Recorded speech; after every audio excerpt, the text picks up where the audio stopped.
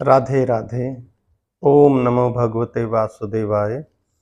इस वीडियो में श्रीमद् भगवत गीता के पहले अध्याय का महात्म्य पढ़ेंगे। चलिए इसका वर्णन करते हैं। ओम श्री परमात्मने नमः।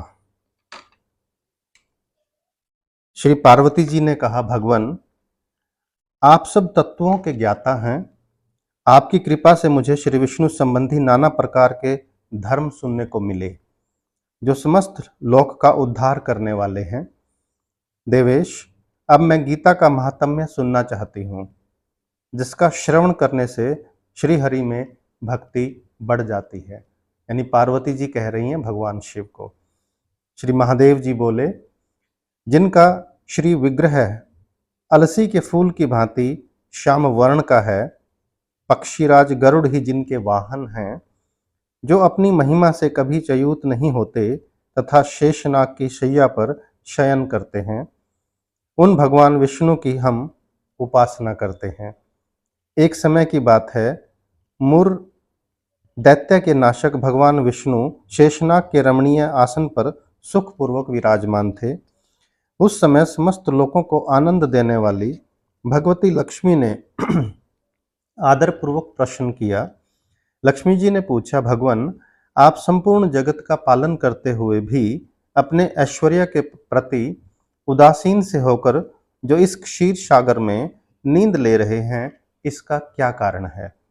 श्री भगवान बोले, सुमुखी, मैं नींद नहीं लेता हूं, अपितु तत्व का अनुसरण करने वाली अंतर्दृष्टि के द्वारा अपने ही महेश्वर तेज का साक्षात्कार कर रहा हूं।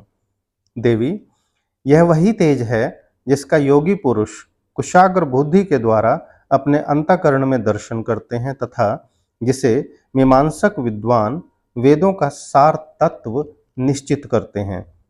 वह माहेश्वर तेज एक अजर प्रकाश स्वरूप आत्मरूप रोग शोक से रहित अखंड आनंद का पुंज निष्पंद यानी गृही तथा द्वैत रहित है।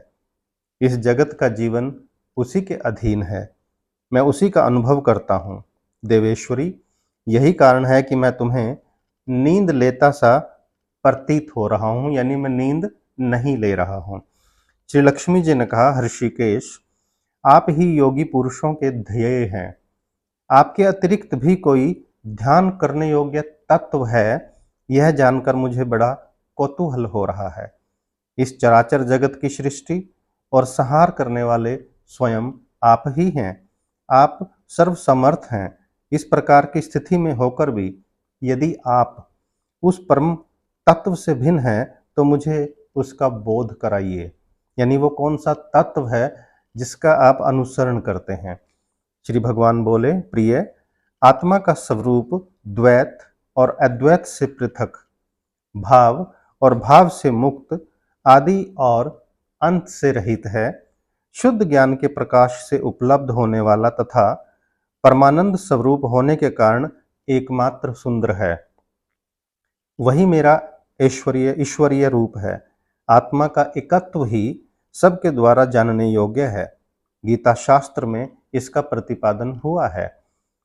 अमित तेजस्वी भगवान विष्णु के ये वचन सुनकर लक्ष्मी देवी ने शंका उपस्थित करते हुए कहा, भगवान, यदि आपका स्वरूप स्वयं परमानंदमय और मन वाणी की पहुंच के बाहर है, तो गीता कैसे उसका बोध कराती है? मेरे इस संदेह का आप निवारण कीजिए। श्री भगवान बोले, सुंदरी सुनो, मैं गीता में अपनी स्थिति का वर्णन करता हूँ। क्रमशः 5 अध्यायों को तुम 5 मुख जानो। यानी गीता में 18 अध्याय हैं, तो विष्णु भगवान लक्ष्मी जी को बता रहे हैं कि जो पहले 5 अध्याय हैं वो क्या हैं? वो 5 मुखों के समान हैं। 10 अध्यायों को 10 बुझाएं समझो और 1 अध्याय को उदर, 2 अध्यायों को दोनों चरण कमल जानो। इस प्रकार यह 18 अध्यायों की वाग्मय ईश्वरीय मूर्ति ही समझनी चाहिए। यह ज्ञान मात्र से ही महान पात को नाश करने वाली है। जो उत्तम बुद्धि वाला पुरुष गीता के 1 या आधे अध्याय का अथवा 1 आधे या चौथाई श्लोक का भी प्रतिदिन अभ्यास करता है, वह सुशर्मा के समान मुक्त हो जाता है। लक्ष्मी जी ने पूछा, देव, सुशर्मा कौन था, किस जाति का था, उस किस कारण से उसकी मुक्ति हुई? श्री भगवान बोले, प्रिय, सुशर्मा बड़ी खोटी बुद्धि का मनुष्य था। पापियों का तो वह शिरोमणि ही था। उसका जन्म वैदिक ज्ञान से शून्य पूर्वक एक क्रूरतापूर्ण कर्म करने वाले ब्राह्मणों के कुल में हुआ था। किसका? सुशर्मा का। वह न ध्यान करता था, न जप, न ही होम करता था, न अतिथियों का सत्कार। वह लंपट होने के कारण सदा विषयों के सेवन में ही आसक्त रहता था। हल जोतता और पत्ते बेचकर जीविका चलाता था। उसे मदिरा पीने का व्यसन था तथा वह मांस भी खाया करता था। इस प्रकार उसने अपने जीवन का दीर्घ काल व्यतीत कर दिया। एक दिन मूढ़ बुद्धि सुशर्मा पत्ते लाने के लिए किसी ऋषि की वाटिका में घूम रहा था। इसी बीच में काल रूपधारी काले सांप ने उसे डस लिया। सुशर्मा की मृत्यु हो गई। तदंतर वह अनेक नरकों में जा वहां की यातनाएं भोगकर मृत्यु लोक में लौट आया फिर से, और वहां भोज ढोने वाला बैल बना। यानी अगले जन्म में वो क्या बना? बैल बना। उस समय किसी पंगु ने अपने जीवन को आराम से व्यतीत करने के लिए उसे खरीद लिया। यानी एक असमर्थ व्यक्ति। बैल ने अपनी पीठ पर पंगु का भार ढोते हुए बड़े कष्ट से 7-8 वर्ष बिताए। एक दिन पंगु ने किसी ऊंचे स्थान पर बहुत देर तक बड़ी तेजी के साथ उस बैल को घुमाया। इससे वह थककर बड़े वेग से पृथ्वी पर गिरा और मूर्छित हो गया। उस समय वहां कौतूहलवश आकृष्ट हो बहुत से लोग एकत्रित हो गए। उस जन समुदाय में से किसी पुण्य आत्मी व्यक्ति ने उस बैल का कल्याण करने के लिए उसे अपना पुण्य दान कर दिया। यानी जो बैल पृथ्वी पर गिरा था उसके लिए किसी व्यक्ति ने अपना पुण्य दान, जो उसने पुण्य कमाया था, वो उस बैल को दे दिया। तत्पश्चात कुछ दूसरे लोगों ने भी अपने अपने पुण्यों को याद करके उन्हें उसके लिए दान किया। उस भीड़ में एक वैश्या भी खड़ी थी। उसे अपने पुण्य का पता नहीं था, तो उसने भी लोगों की देखा देखी उस बैल के लिए कुछ त्याग किया। तदंतर यमराज के दूत उस मरे हुए प्राणी को पहले यमपुरी में ले गए। वहां यह विचार कर कि यह वैश्य के दिए हुए पुण्य से पुण्यवान हो गया है, उसे छोड़ दिया गया। फिर वह भूलोक में आकर उत्तम कुल और शील वाले ब्राह्मणों के घर में उत्पन्न हुआ। उस समय भी उसे अपने पूर्व जन्म की बातों का स्मरण बना रहा। बहुत दिनों के बाद अपने अज्ञान को दूर करने के वाले कल्याण तत्व का जिज्ञासु होकर वह उस वैश्य के पास गया और उसके दान की बात बतलाते हुए उससे पूछा। क्योंकि उसे पूर्व जन्म याद था, तो इसलिए वह वैश्य के पास गया। वैश्य से पूछा, तुमने कौन सा पुण्य दान किया था? वैश्य ने उत्तर दिया, वह पिंजरे में बैठा हुआ तोता प्रतिदिन कुछ पढ़ता है, उससे मेरा अंतःकरण पवित्र हो गया है। उसी का पुण्य मैंने तुम्हारे लिए दान किया था। इसके बाद उन दोनों ने तोते से पूछा। तब उस तोते ने अपने पूर्व जन्म का स्मरण करके प्राचीन इतिहास कहना आरंभ किया। किसने? तोते ने।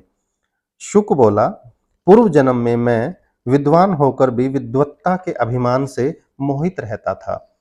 मेरा राग द्वेष इतना बढ़ गया था कि मैं गुणवान विद्वानों के प्रति ईर्ष्या भाव रखने लगा। फिर समयानुसार मेरी मृत्यु हो गई और मैं अनेक घृणित लोकों में भटकता फिरा। उसके बाद इस लोक में आया। सदगुरु की अत्यंत निंदा करने के कारण तोते के कुल में मेरा जन्म हुआ। पापी होने के कारण छोटी अवस्था में ही मेरे माता पिता से वियोग हो गया। एक दिन मैं ग्रीष्म ऋतु में तपे हुए मार्ग पर पड़ा था।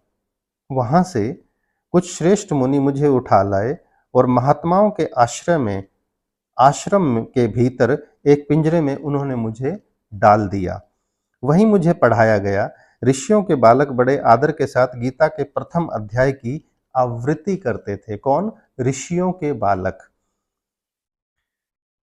उन्हीं से सुनकर मैं भी बारंबार पाठ करने लगा।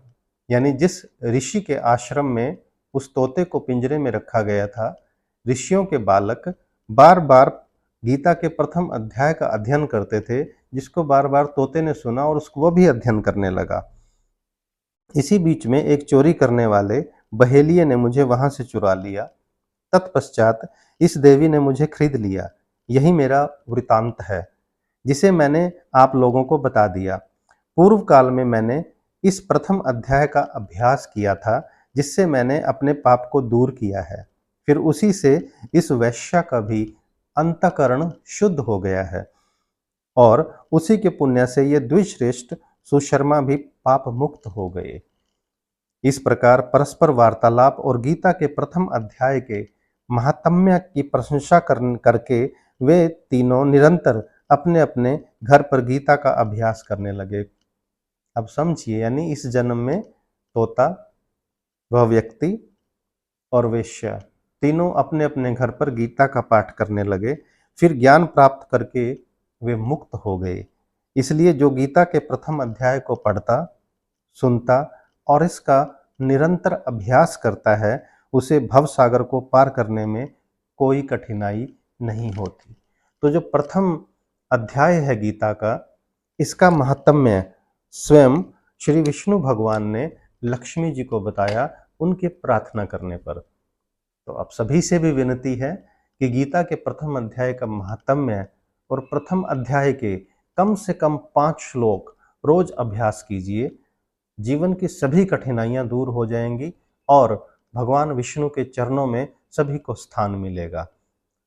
चैनल अभी तक सब्सक्राइब नहीं किया तो चैनल को सब्सक्राइब करना ना भूलें। ओम नमो भगवते वासुदेवाय।